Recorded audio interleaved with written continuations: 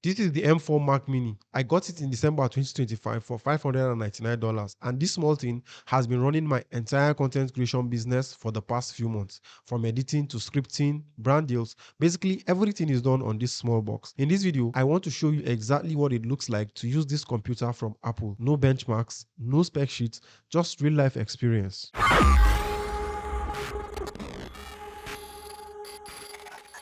Before we get into it, Invoco is sponsoring this video and I want to show you what it actually does because it connects directly to what I'm talking about. So one of the things that changed when I moved to Mac Mini was that I started using Invoco. It is an AI voice agent that sits on the screen of your Mac.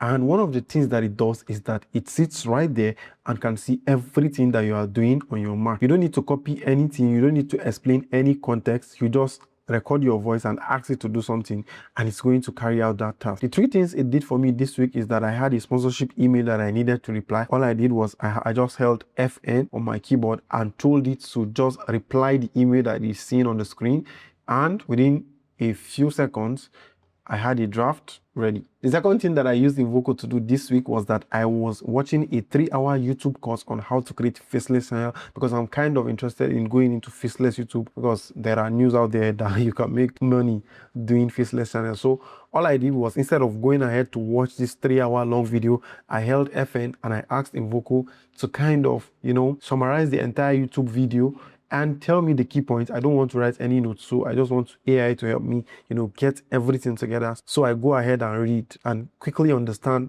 about faceless channels. In a few seconds, it handed me a clean breakdown that made me understand how to go about my faceless YouTube journey. Lastly, a brand gave me a brief, and what I did was I just, opened Invoco on that brief and told it to kind of get the context of the entire brief so that I'm going to send it to ChatGPT and I can start planning the content for that particular brand. It moved the full context of that brief within few seconds and everything was set to go. I didn't even have to copy a single word to ChatGPT because that was what I was doing before. I had to just copy the entire brief and take it to ChatGPT, but this time around, Invoco just got the context and transferred everything to ChatGPT on my behalf. And I also need to make this clear.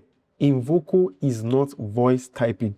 Is voice action. It's currently in the beta phase right now, so it's free for everyone that is running any type of Apple Silicon, and the link to download it is in the description. Let us get back into the Mac Mini review properly. Before I tell you what the M4 Mac Mini can do, I want to tell you why I needed it. Context matters. I run this YouTube channel, I write and research my own scripts, record and sometimes edit these videos, and I am also actively recording and posting short videos on Instagram and TikTok as well. It is more of a one-person operation with serious volume. Before I got this Mac Mini, I was a Windows person using the Acer Nitro 5 and I had it for like 5 years and it was starting to show signs of aging. Premiere Pro wasn't as smooth as it used to be.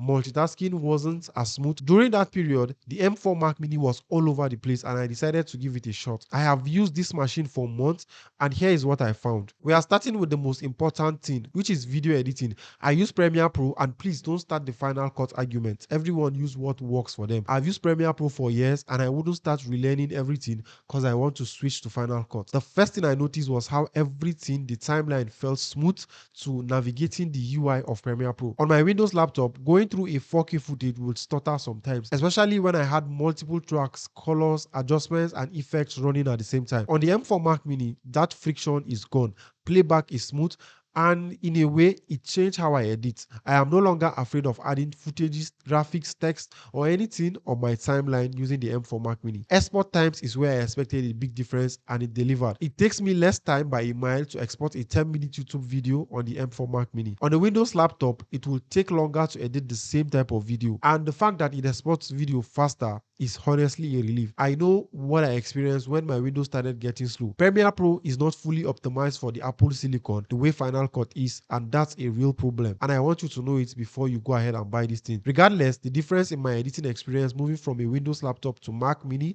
is noticeable from the first time I started using it. Even the load times and the time it takes to get a response when you click something in Premiere Pro is noticeable. For video production, this machine works really well. I also use the M4 Mac Mini to edit short form videos for Instagram and TikTok, and it's a different kind of pressure. Sometimes you need to get the videos out immediately. With YouTube, there is a bit of breathing room between videos. The M4 Mac Mini handles the pace of editing short videos effortlessly. If you are a solo creator, this machine will serve you well. There is no bottlenecks when it comes to workflow, like creating content, short form content, or even long form content. Now, content creation is not just recording and editing. There is a whole back end that most people watching YouTube never think about. Researching, reading sponsor briefs, writing scripts, integrating segments, responding to emails, and following up on contracts. All of that work is real work, and it all happens on this M4 Mac Mini. For research and scripting, the Mac Mini has made it smoother purely because of the performance. I can have a sponsor's website open and their brief open at the same time, and also have a notes document open and a browser tab, and just research everything at the same time. And the machine handles all of that without slowing down. And sometimes the momentum while I was using Windows will just die off because of how it starts to lag. And as I showed you at the top of the video, with Invoco AI layer that now sits upon this machine, it has changed how I handle the communication side of brand deals. The reading, the replying, the drafting. I am doing it faster and with less context switching than before. The branding workflow is one of those things where the machine itself is not the hero. It is the foundation. What sits on top of it matters. But a machine that does not slow you down when you are doing this kind of work is more valuable than people realize until they experience the difference when they get the M4 Mac Mini. Not everything is rosy on the M4 Mac Mini. This video will be useless if I only talk about the good. First thing is the ecosystem, especially if you are coming from Windows. There's an adjustment period. Keyboard shortcuts are different. The file system works differently. Some software you use on Windows are either not available on Mac, or there is a Mac equivalent you have to learn from scratch. I was quick to dodge that because it was a new learning curve, especially the keyboard shortcuts. But after a month, I think I adjusted and I was fine. Next up is the ports. We have 5 USB-C ports, 3 at the back are Thunderbolt 4 ports, and there's also a headphone port and HDMI port. The ports might sound enough until you realize you can't connect a USB-A cable because there is no USB-A port and you need to buy a dongle separately. Again, if you are building from scratch, the real cost is more than $599. You need a monitor, keyboard, mouse, and speaker. My setup here costs $1,500, which I think is on the affordable side. Also, if you are buying this and you can afford the model with more than 256 gigs of storage, go for it. You will fill up the 256 gig storage the moment you start putting video editing files and downloading software on this Mac Mini. It is going to get full, and you have to now start spending money getting SSDs, and they are quite expensive. So who is the M4 Mac Mini actually for? If you're a content creator on YouTube, TikTok, or Instagram doing long form or any type of video, and you are serious about the output, this machine is one of the best things you can put your money on right now. The performance per dollar is not matched by anything else in the Windows market. I've used both, and that is not an option. That is what I experienced. If you're a freelancer doing video editing, graphic design, or any kind of creative production, the Mac Mini gives you desktop level power without requiring you to buy into a premium all-in-one package. If you are building a one-person media business, which is increasingly what content creation is looking like these days, this machine is going to handle the full stack: recording, editing, exporting, research, communication, all of it without slowing you down. Now, who should not buy this machine?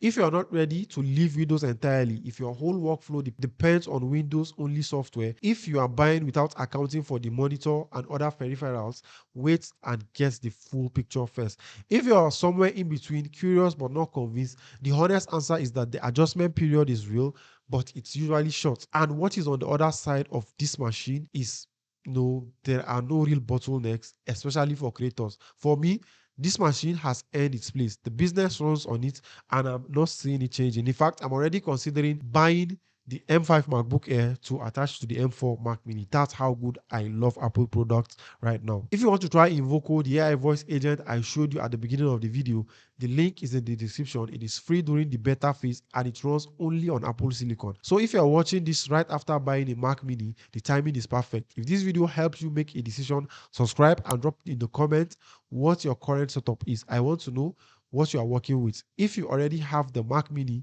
tell me what surprised you the most if you switched from Windows. I'm going to see you in the next video.